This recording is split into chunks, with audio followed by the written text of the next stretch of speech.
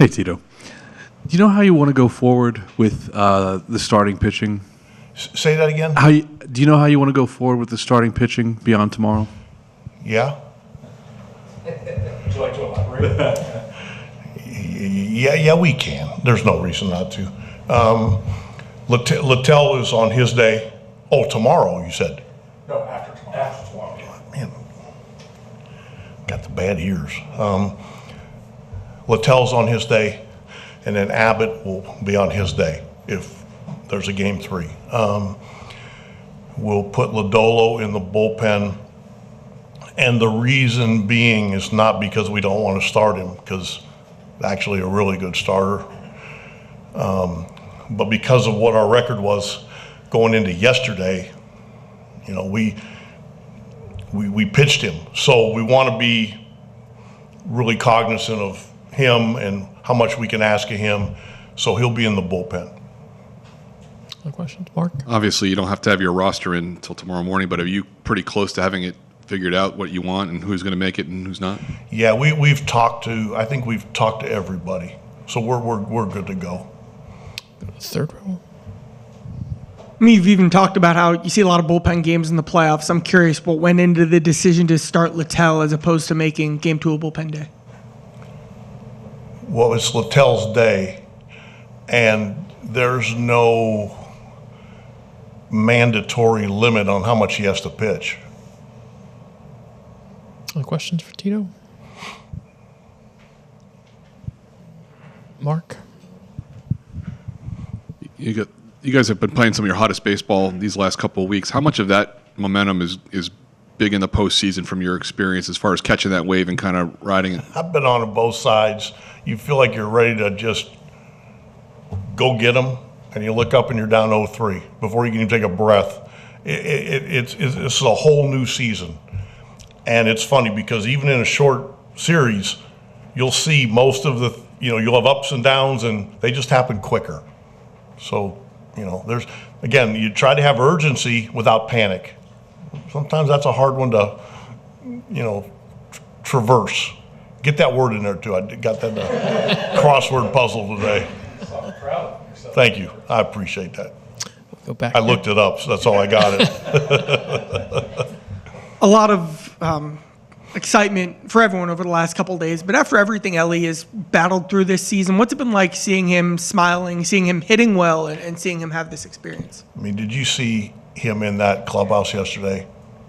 That was pure joy. To me, that was like sitting back, watching them do that. That's the best.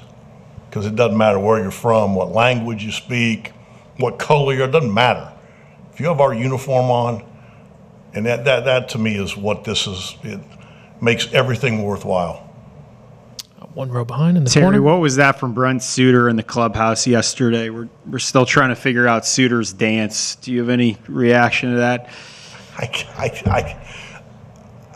I asked him today, I said, normally this time of year, you get a lot of texts. I believe I've got more text about him dancing than I have about hey, way to go. He is unbelievable. He is more than worth his weight in what he does in that clubhouse. It's real. Sometimes people in the media, you see stuff and you think it's real.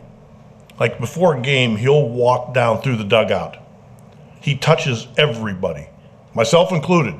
And he's got something for everybody, and you never see guys roll their eyes. It's like it's welcome all the time. He's real. He's phenomenal. I think he's a phenomenon. Just with SB, he's been there when you've needed him.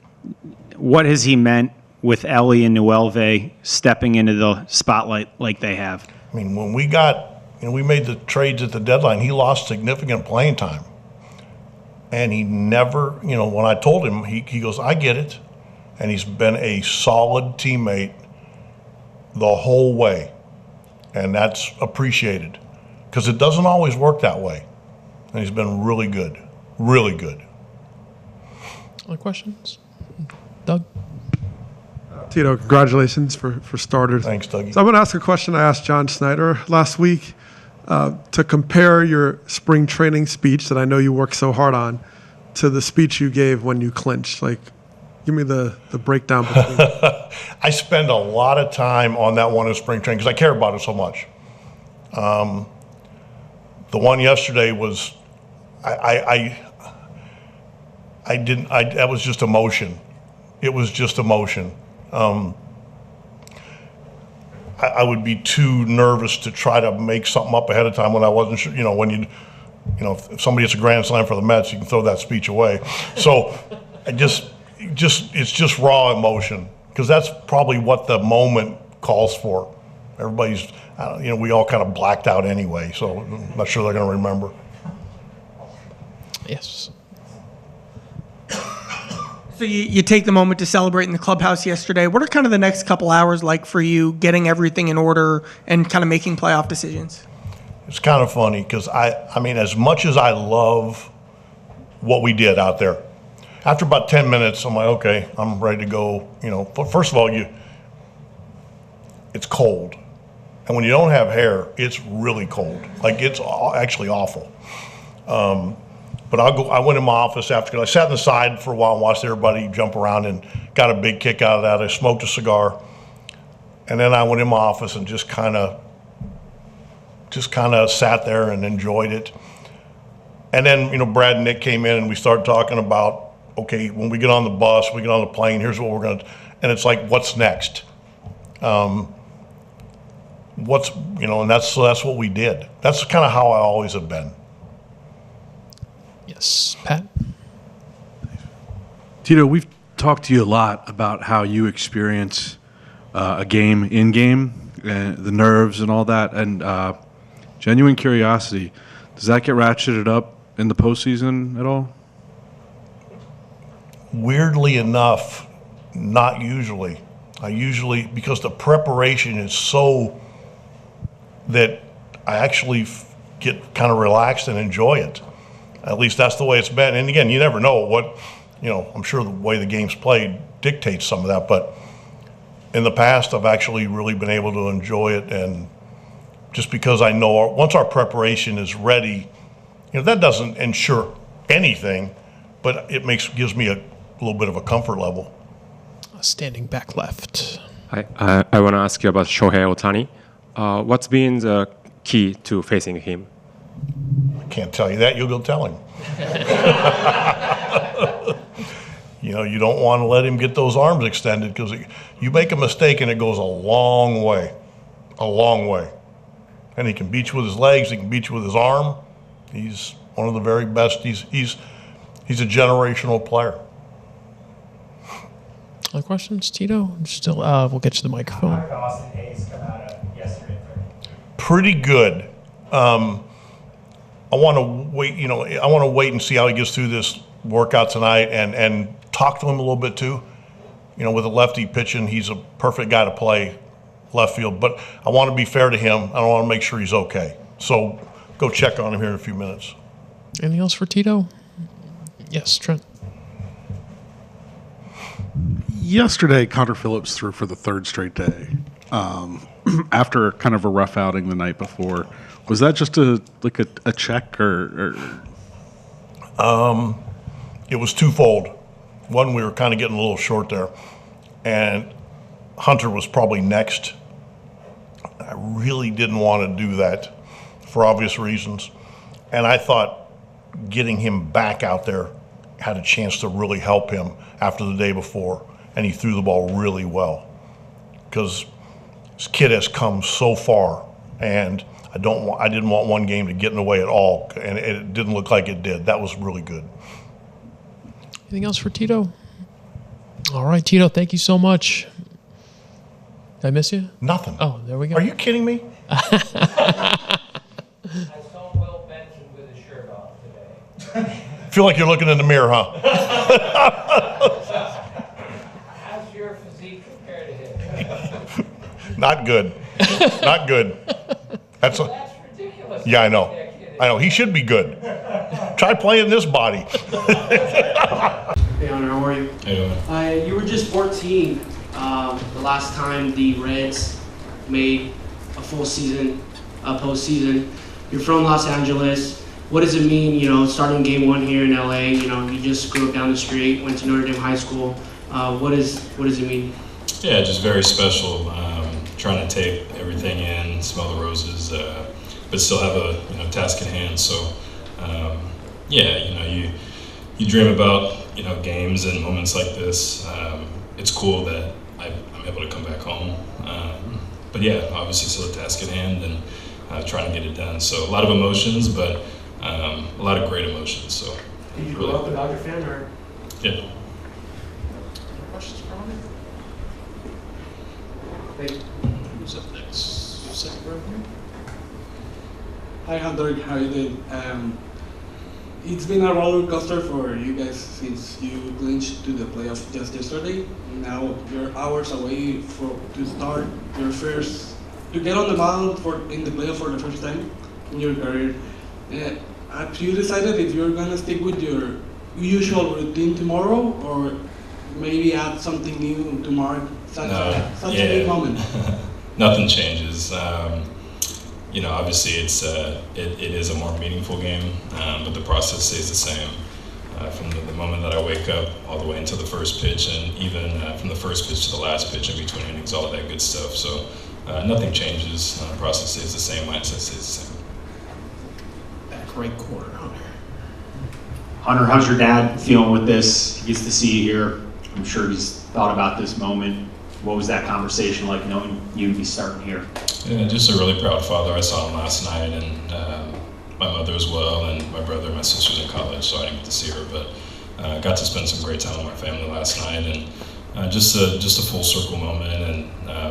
And he was my father was my coach from the very beginning, and has been there for every step of the way. So for him, I think his biggest thing is he's just a proud father, and he's going to be able to enjoy the game, but also I know he'll be stressing just like every other game he comes to, but all for good reason, and he's just a really proud father. Questions for Hunter? Second row here. Hey Hunter, how are you? How are you? Good. You had a start here at Dodger Stadium not long ago. Just wondering what you think you can pull from that and do to maybe have a better outcome. Every game is different, so like I said earlier, the process is the same. Obviously taking each pitch at a time, each batter at a time, each inning at a time, and being able to just execute, make pitches, and fall, let the cards fall where they may. I put it in God's hands, and I can't control that. All I can control is my process, and taking one pitch at a time, and having the utmost confidence in myself to execute. Fourth row right in the middle, Hunter. Just out of curiosity, what was kind of life in the bullpen like yesterday? Did you take anything from a different vantage point? Any different feeling watching a baseball game from down there? Yeah, it's a little harder to follow just because you're a lot further from the action. Obviously, being in the dugout, you're used to being closer to all the plays and even the interactions of the players coming into the dugout after the inning. So definitely a different perspective being out there, but it was really, really, really cool just from the opportunity to see it from our relievers' perspective, the ups and downs of the game, the emotions, the roller coaster of just all of that stuff, and it was just really, really cool to be able to see it from that perspective. And I don't know if I'll ever, be in that position again. Maybe I will, maybe I won't. But just an appreciation for kind of the mental toughness and strength that it takes for relievers to, obviously get it done. Lodolo coming out of the game, he had like 2 minutes to warm up. So seeing him trying to flip that switch in a position he's never been in, and obviously trying to get the job done, it was special, but pretty cool to see from that perspective. Third row on your left, Hunter. Hi, I wanted to ask you about Shohei Ohtani. You haven't allowed many hits or home runs to Shohei. What's been the key to facing him? Just continuing to double down on strengths and knowing who I am as a pitcher, and having the utmost confidence in myself. Like I said, obviously a great talent, but I'm also in the big leagues as well. So continuing to just, believe in myself. And like I said earlier, it's really just about taking one pitch at a time and being able to execute to the best of your ability. Questions for Hunter? Bob, up front here. Hey, congratulations. Thank you. When was the last time, if ever, that you've been here at Dodger Stadium watching a postseason game? I'm telling on myself, but I was here for the World Series last year. So. Oh, yeah, okay. Any other time as a kid, like watching a Dodger pitcher go, I'd like to be like him one day? Yeah, of course. I mean, I grew up coming to these games as a kid. So like I said earlier, to be here, it's a full circle moment. Just really special. And I can't remember the last postseason game as a kid before becoming a professional player. I can't remember. But there were multiple nights where I got to see Gagne pitch and other great Dodger players. So just a full circle moment.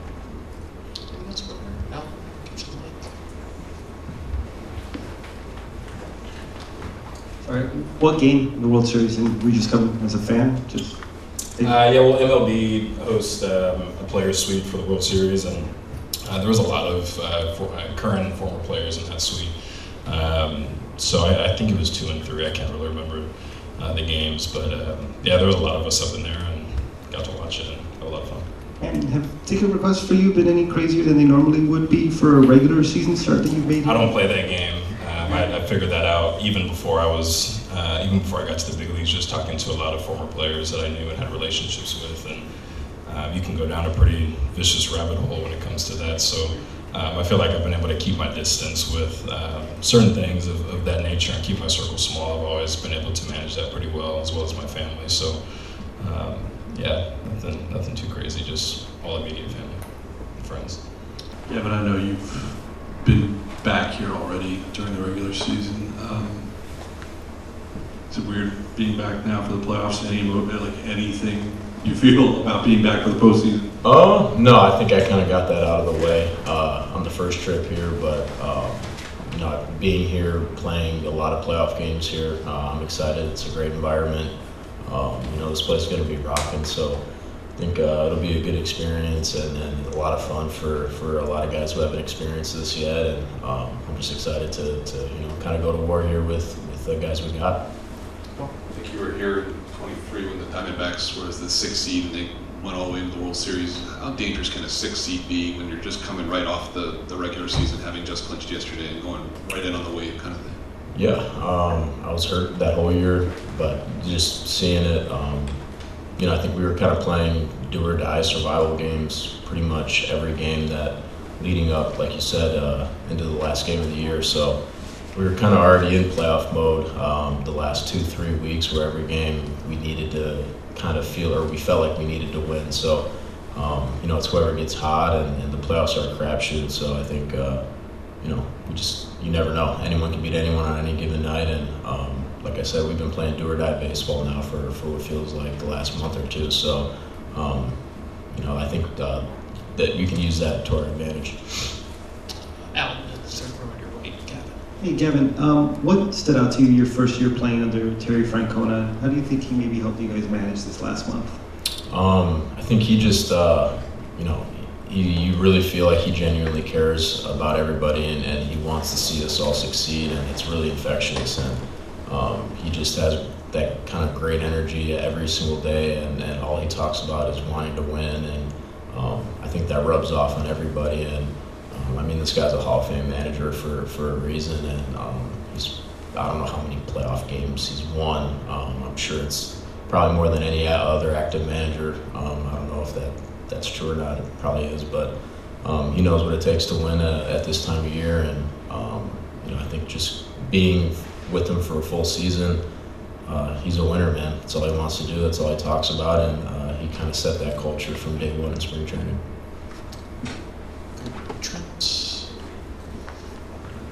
Yeah, I was just kind of thinking back at the trade deadline. What they did with those three guys, how did they kind of fit in, and how did that change the team and kind of help you guys get here? Oh, man, I think, the front office did a great job on all three guys we acquired. Miggy, who's, I think it feels like he hasn't gotten out since we acquired him. I don't know, he's probably hitting 400 since the trade deadline. And then obviously Littell, who's kind of been a huge piece to he goes out, he throws 7 innings pretty much every time he starts, and that allowed us to push Nick Martinez into a kind of high leverage roll out of the pen, which has been huge. And I think who am I missing? Key Bryant. Oh, and then obviously Key, who's one of the best defensive third basemen in baseball, or he is the best defensive third baseman in baseball, and he's a winner as well. He takes quality at bats, and I think they did a really good job on all 3 guys, and we wouldn't be here if they don't make those moves. Yeah, the only thing I was going to ask a follow-up to the previous question, just you were talking about Tito, but he also played for the other manager. Yeah. And he's got a ton of experience in winning too. How do you compare the 2 guys? I think they're similar and different in ways. They're both really good at building clubhouse cultures, winning cultures, setting that standard from day one that that is the one goal that we all are here for. It's to try to win a World Series and win as many games as possible and get as good as we can. And I think, in that way they're very, very similar, and their personalities are definitely a little different, but also similar in some ways as well. But I think the big thing that stands out is how they both are really good at building that winning culture and setting that standard, from day one of spring training. Thank you. Gavin, Dodgers obviously took the season series off you guys, and that's not going to be totally relevant this week, but I just wonder, what from those 6 games would you kind of like to see yourself and your teammates pull from those 6 games and kind of apply here in the postseason? Yeah, I think last time we played them, they kind of caught us at a bad time. We were struggling, and we didn't really score a lot of runs. We kind of struggled offensively, and I think we're a totally different team now. The last 6 weeks, I think. So I think obviously they're really good. They're really talented. They're not going to beat themselves, so we got to play clean baseball and show up ready to rock from the first pitch. But I think we're a totally different team now than we saw in was it August? About 6 weeks ago, whatever it was. Yeah. So I think we're a totally different team now, and I think we got some momentum going over the last couple weeks here, taking some big series from good teams, and like I said, we've been in that do or die mode now for over a month. To your right, Gavin, you've obviously gone through the transition of trying to go from an infielder to an outfielder. How do you think Noelvi Marte has handled that, and did you have any advice for him about making that transition before he did? He's been incredible. It's not an easy adjustment at all, and for him to be willing to do it and not complain about it and not have any excuses. Obviously, he can really, really, really hit, and he's uber talented, and he's going to be really, really good out there. And we've already seen him make some incredible plays and incredible throws, and this guy's only been playing out there for 2-3 months, which is really impressive. And I think I didn't really have any crazy advice for him. The only thing is, just try to make the plays you're supposed to. Don't put too much pressure on yourself. It's hard enough to try to learn a new position on the fly and in the big leagues to do it. He's been really impressive, and people forget he's only 23 years old, and his best days are still ahead of him. And I think I was sitting next to Val, watching him taking that bat where he worked like a 10-11 pitch at bat and ended up getting it hit the other way. It's like, this might not be a bold prediction, but I think Noelvi's going to be an all-star next year, right fielder. And I think he's the strides he's taken this year, he's grown up, and he's just been really fun to be around every day at the clubhouse. Yeah, there's a lot of guys in that lineup that haven't been in this situation before. You have. What have you learned on how to handle this type of a moment that maybe can help some of these guys? Yeah, playoff baseball's fun, man. You gotta take it for what it is. There's a lot of really, really great players who've never had the opportunity to play in the postseason. So anytime you get to take the field out there for these big, meaningful games, you just gotta enjoy it, man, and take it in. But I think my first playoffs, Justin Turner told me, try to, that feeling when you got 4 hits and you're walking up there for your 5th one. It's like you're playing with house money, and you got that really good feeling that no one can get me out right now. And you know, I think you try to go up there with that feeling every at bat, and you know, just enjoy it. This is the fun part of baseball. You know, not a lot of guys get to experience this, so you know, just take it in and enjoy it. That's for Gavin. Does it feel weird sitting in here wearing red? No, I think I've kind of gotten past all that. You know, I spent a decade here and in this org, so you know, really grateful for everything they did for me. But no, I think, you know, I'm ready to get out there and you know, try to kick their you know whats.